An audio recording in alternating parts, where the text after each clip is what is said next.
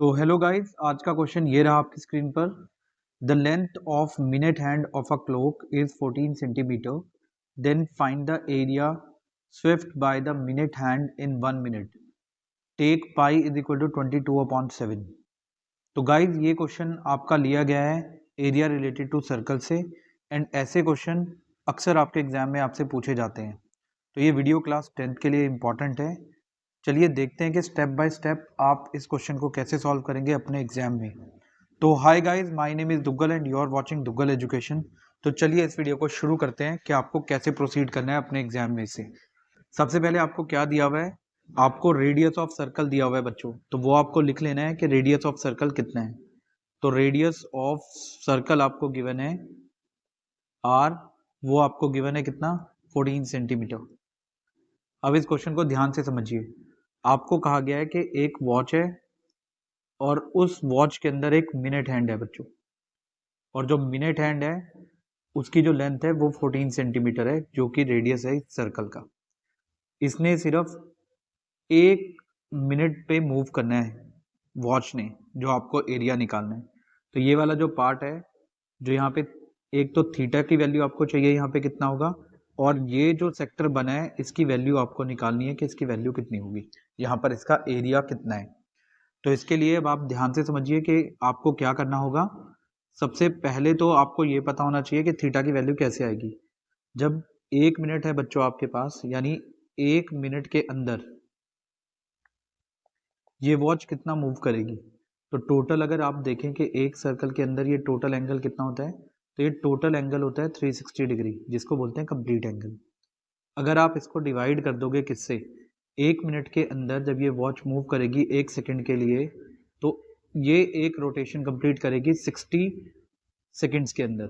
तो वो 1 मिनट का एंगल होगा इसका, कि कितना एंगल इसमें आएगा ये, यानी थीटा की वैल्यू कितनी होगी, 1 मिनट में कितना मूव करेगा।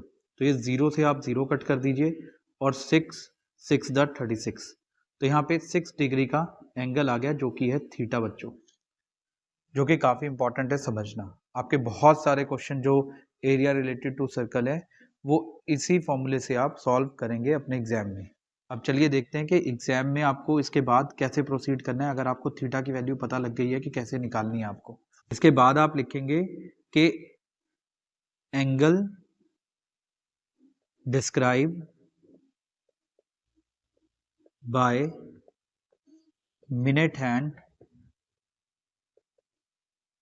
in 60 minutes. 60 मिनट किसके इक्वल है? 360 डिग्री के इक्वल है। Angle describe by minute hand in 1 minute is equal to 360 divide by 60। तो ये अभी आपने सॉल्व किया है यहाँ पर 6 डिग्री, तो ये आ जाएगा आपके पास 6 डिग्री। इसके बाद आप क्या करेंगे बच्चों? इसके बाद जो एरिया निकालना है आपको, वहाँ पर अब थीटा की वैल्यू कितनी है आपके पास? 6 डिग्री है। आर की वैल्यू आपके पास है 14 सेंटीमीटर। तो एरिया कैसे आएगा? एरिया के लिए फॉर्मूला है आपका theta upon 360 into pi r square.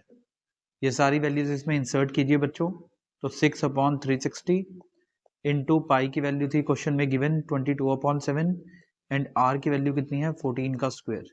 जब आप इसे सॉल्व करेंगे बच्चों, 6/360 इंटू 22/7 और 14 टू टाइम्स, तो ये 7 इससे कट हो रहा है 2 पर, तो आपने इसे कट कर दिया है।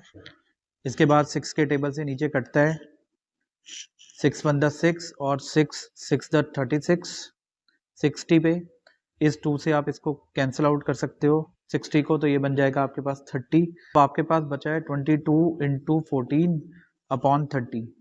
इसको आप मल्टीप्लाई कीजिए 22 इंटू 14, तो ये आ जाएगा 8822। तो ये आपके पास बचेगा 8 10 1 3, तो ये बचा है 308 डिवाइड बाय 30। आपको 30 से नहीं डिवाइड करना है इसे बच्चों, आपको सिर्फ क्या करना है? 3 से डिवाइड करना है इसे। 3 1 3, ये जो 0 है इसको एज इट इज लिख दीजिए।